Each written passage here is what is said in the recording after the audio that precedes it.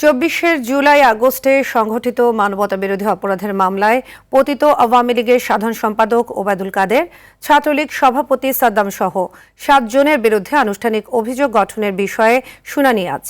বিচারপতি নজরুল ইসলাম চৌধুরীর নেতৃত্বাধীন ৩ সদস্যের আন্তর্জাতিক অপরাধ ট্রাইব্যুনাল ২ হবে এ শুনানি।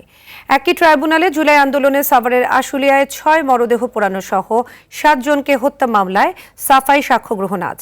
অন্যদিকে ট্রাইব্যুনাল ১-এ গুমের ঘটনায় শেখ হাসিনার ১ মামলা সহ আরও ৩টি মামলার বিচারিক কার্যক্রম রয়েছে। জুলাই গণহত্যার অভিযোগে শেখ ফজলে নূর তাপস, জাহাঙ্গীর কবির নানক সহ ২৮ জনের বিরুদ্ধে মোহাম্মদপুর থানার মামলায় আনুষ্ঠানিক অভিযোগ দাখিল করেছে প্রসিকিউশন। এ বিষয়েও আজ শুনানি হতে পারে। সকালে এসব মামলায় গ্রেপ্তার ১৬ আসামিকে ট্রাইব্যুনালে হাজির করা হয়েছে।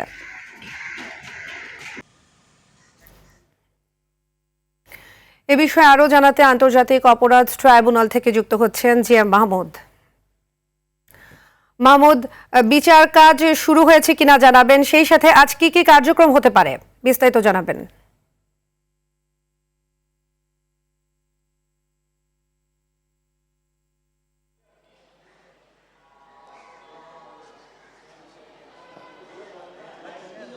সাদিয়া, আন্তর্জাতিক অপরাধ ট্রাইব্যুনালে আজ কিন্তু নির্ধারিত ৬টি সহ আরও একটি মামলা রয়েছে, অর্থাৎ মোট ৭টি মামলার বিচারিক কার্যক্রম রয়েছে।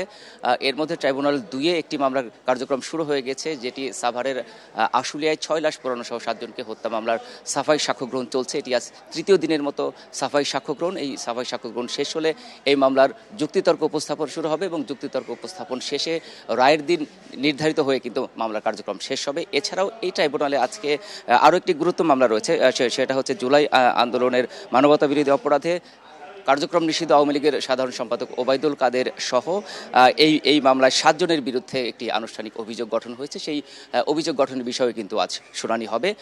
তো এছাড়াও কিন্তু ট্রাইব্যুনাল ১-এ আজ 5টি মামলার বিচারিক কার্যক্রম রয়েছে। এর মধ্যে ইতিমধ্যে একটি মামলার কার্যক্রম শুরু হয়ে গিয়েছে। সেখানে ৯ জনকে হত্যা মামলায় ২৮ জনকে অভিযুক্ত করা হয়েছে, যেখানে ছাত্রলীগ সভাপতি সাদ্দাম সহ কিন্তু আসামি করা হয়েছে ২৮ জনকে। এই মামলার অভিযোগ গঠনের উপর শুনানি চলছে। হয়তো পরবর্তী সংবাদে এ বিষয়ে কি আদালতের নির্দেশনা আসে এটি জানাতে পারবো। এছাড়াও আরও 4টি মামলার বিচারিক কার্যক্রম কিন্তু এই আদালতেই হবে। অর্থাৎ এখন পর্যন্ত মাত্র শুরু হয়েছে 2টো ট্রাইব্যুনালের বিচার কাজই। হয়তো পরবর্তী সংবাদে এ বিষয়ে বিস্তারিত আদালতের যে নির্দেশনা সেটি হয়তো আপনাকে জানাতে পারবো।